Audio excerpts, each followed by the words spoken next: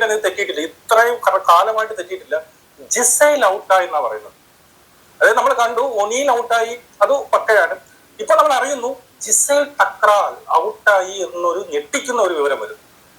എങ്ങനെയാണ് സാബുമാൻ, ഈ പറയുന്ന ജിഷിൻ, ഇപ്പൊ ഇത്രയും വോട്ട് കുറവാണ്. അപ്പൊ ഈ ഓൺലൈൻ പോളുകളെല്ലാം, യൂട്യൂബ് പോളുകളിൽ ജിസൈലിന് വളരെ വോട്ട് കുറവാണ്, ശ്രദ്ധിക്കുക.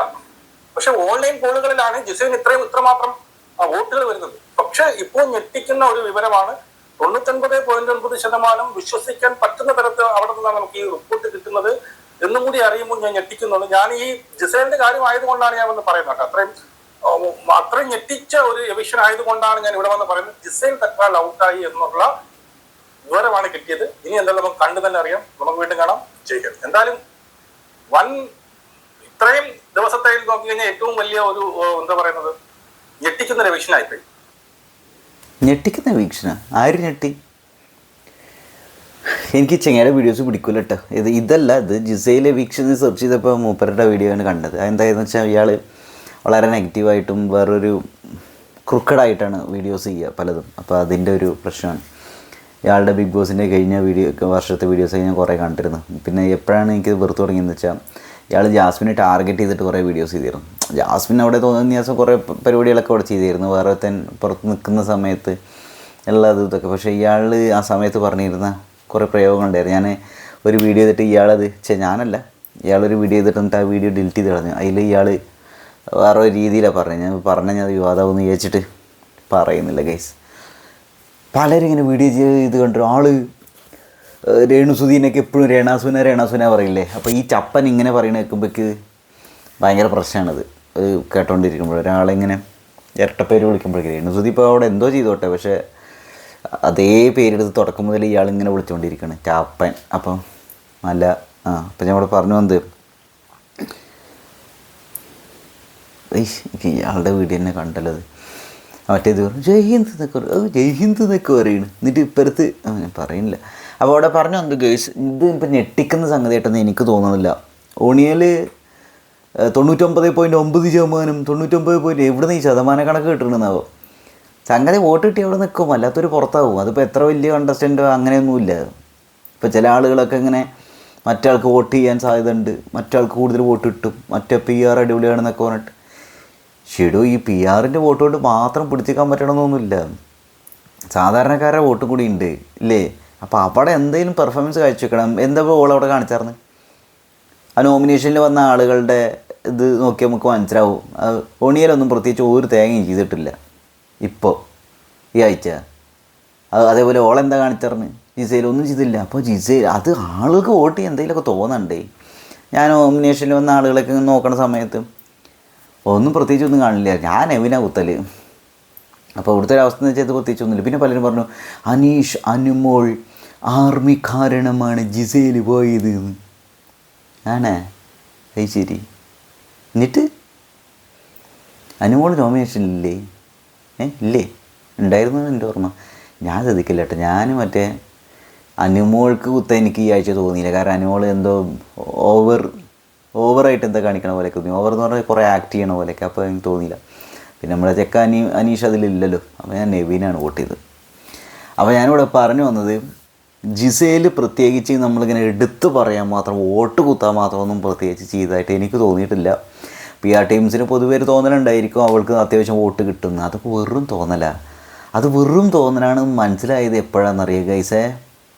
എപ്പോഴാണെന്നറിയുക? മറ്റേ പോയില്ലേ ജിഷിൻ പോയപ്പോൾ. അപ്പോൾ എന്താ വെച്ചാൽ ഇതിലൊന്നും ഷോക്കിംഗ് ആയിട്ടൊന്നും തോന്നുന്നില്ല. പോകേണ്ടവർ പോവും, വോട്ട് കിട്ടുന്നവർ അവിടെ നിൽക്കും, അത്രയേ ഉള്ളൂ. പിന്നെ അനുമോൾ PR കളിച്ചു, ഇതിൻ്റെ ഇടയിൽ കൂടെ കളിച്ചു, അനീഷിൻ്റെ PR ഇതിൻ്റെ ഇടയിൽ കൂടെ കളിച്ചു എന്നൊക്കെ പറഞ്ഞു. എന്തിനേ PR ടീം കളിക്കണം? പിന്നെ PR ടീം എങ്ങനെ കളിച്ചു എന്ന് പറയുന്നത്? വോട്ട് ആർക്കും മറിച്ചു എന്ന് നിങ്ങൾക്ക് തോന്നണത്? എനിക്കൊന്നുമില്ല. ഞാൻ അങ്ങനെ വോട്ട് മറിക്കുകയാണെങ്കിൽ അവിടെ പോകേണ്ട ആൾ ഓളല്ല, അത് വേറെ കുറച്ച് ആൾക്കാർക്കാണ് പോകേണ്ടത് അല്ലേ. ഇനിയിപ്പോൾ ഫാമിലി വീക്ക് വന്നുകൊണ്ട് ചില ടീംസിന് അത് സപ്പോർട്ട് ആവാനുള്ള സാധ്യതയും ഉണ്ട് ഗൈസ്. അത് വേറെ കാര്യം. ആ ഒറ്റ ദിവസം കൊണ്ട് തന്നെ നല്ല വോട്ട് പറഞ്ഞിട്ടുണ്ടാവും, 1-2 ദിവസങ്ങളിൽ തന്നെ. ഇല്ലാന്ന് നിങ്ങൾക്ക് തോന്നുന്നുണ്ടോ? അതിപ്പോൾ PR ടീം ആവണമെന്നൊന്നുമില്ല. ഫാമിലി വീക്ക് വരുമ്പോൾ സാധാരണ മനുഷ്യന്മാരല്ല അവർക്കൊരു തോന്നുന്നുണ്ടായിരിക്കും, മറ്റവൻ്റെ ഫാമിലി വരണം, മറ്റവളുടെ ഫാമിലി വരണം, ഒന്ന് നോക്കി വെക്കുക എന്താ അവിടെ സംഭവിക്കണമെന്നൊക്കെ അല്ലേ. അപ്പോൾ അങ്ങനെയൊക്കെ തോന്നിയപ്പോൾ എന്താ കാര്യം എന്ന് വെച്ചാൽ അവർക്ക് ജിസയിലും മമ്മിയും കൂടി പറയുന്നത് മേക്കപ്പിനെ കുറിച്ചും, മമ്മി നിങ്ങൾ വേഗം അങ്ങോട്ട് പോ, പട്ടീനെ ഒന്ന് നോക്കണ്ട, പട്ടീനെ കൊണ്ട് പോയി അങ്ങനെ പറഞ്ഞു, സോറി പട്ടീനെ കൊണ്ട് പോയിക്കോ, എനിക്ക് മേക്കപ്പ് ഇല്ല, എനിക്ക് അതില്ല ഇതില്ല. ഇത് നമ്മൾ കാണുമ്പോൾ ഇങ്ങനെ ട്രോളണ പോലെയൊക്കെ തോന്നും, ഭയങ്കര രസമായിട്ട് തോന്നുമെങ്കിൽ വോട്ട് കൂട്ടാൻ തോന്നണ്ടേ ഇല്ലേ, ഉണ്ടോ തോന്നുമോ? അപ്പം എന്താ കാര്യം എന്ന് വെച്ചാൽ അവിടെ അതിഭാവുകത്വം അതിവൈകാരികതയും നല്ല രീതിയിൽ ആളുകൾക്ക് ഇഷ്ടപ്പെടുന്ന രീതിയിലും ഏതൊക്കെ ഫാമിലിയാണ് അവിടെ വന്നിട്ടുണ്ടെങ്കിൽ അവരുടെ മക്കളും ആരെങ്കിലൊക്കെ ആൾക്കാർ മക്കളെ വേണ്ടപ്പെട്ടവരോ ബിഗ് ബോസ് കണ്ടസ്റ്റൻസ് ആയിട്ട് അവിടെ ഉണ്ടെങ്കിൽ അവർക്ക് വോട്ട് മറിയും. ഞാൻ അത് തുടക്കത്തിലേ പറഞ്ഞതാണ് ഗൈസ്. ഫാമിലി വീക്കിൻ്റെ കാര്യം അവാരായി എന്ന് പറഞ്ഞ മുതൽ ഞാൻ 2-3 വീഡിയോസിൽ പറഞ്ഞിട്ടുള്ള കാര്യമായിരുന്നു ഇത് വോട്ട് മറിയും, ഫാമിലി വീക്കിൽ വോട്ട് മറിയുന്നു. ഫാമിലി വീക്ക് കാരണം കൊണ്ട് തന്നെയാണ് ജിസേൽ ഔട്ടായത്, ഒരു സംശയമില്ല കേസ്. എനിക്ക് അങ്ങനെ തോന്നുന്നു ഫാമിലി വീക്കിൽ ജിസേലിൻ്റെ മമ്മി അവിടെ വന്നപ്പോൾ, ജിസേലിൻ്റെ മമ്മി കാരണം കൊണ്ട് ഓള് പുറത്തായി എന്നല്ല കേട്ടോ ഞാൻ പറഞ്ഞു വരുന്നത്. ജിസേലിൻ്റെ മമ്മി വന്നപ്പോൾ ആളുകൾ ഈ ഫാമിലി വീക്കിൻ്റെ ഒരു വൈബിലല്ലേ നിൽക്കണത്. അപ്പോൾ എന്താ ചെയ്തത്, ജിസേലിന് വോട്ട് ചെയ്യാൻ പ്രത്യേകിച്ച് കണ്ടൻറ്റ് അവിടെ ഉണ്ടായിട്ടില്ല. എന്തെങ്കിലും ഒന്ന് പെട്ടെന്നൊന്ന് പറഞ്ഞു ഒന്ന് ഓർത്തിട്ടൊന്ന് കമൻറ്റ് ചെയ്ത് ജിസേലിന് വോട്ട് കുത്താൻ പറ്റിയ ഒരു കണ്ടൻറ്റ് നിങ്ങളൊന്ന് പറഞ്ഞു, മൈൻഡിൽ നിൽക്കാൻ പാകത്തുള്ളൊരു സാധനം ഇല്ല.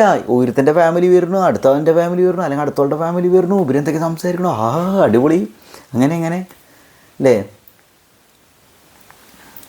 അതേപോലെ ഒരുമിച്ച് നിൽക്കാൻ ഒരുമിച്ച് നിൽക്കണ്ടെന്ന് പറയണോ, ബെഡ് മാറാൻ പറയണോ.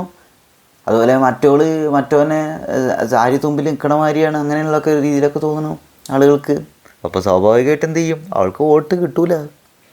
അല്ലെങ്കിൽ അവൾക്ക് വോട്ട് കുത്തണം തോന്നിയിട്ട് ഒരാൾ ഇരിക്കുമ്പോഴും അവളുടെ പാരൻ്റ് അവിടെ വന്ന സമയത്തുള്ള അവർ തമ്മിലുള്ള കമ്മ്യൂണിക്കേഷൻ ആളുകൾക്ക് വോട്ട് കുത്താൻ പാകത്തിലുള്ള ഒരു റീസണായി മാറിയിട്ടില്ലായിരിക്കും.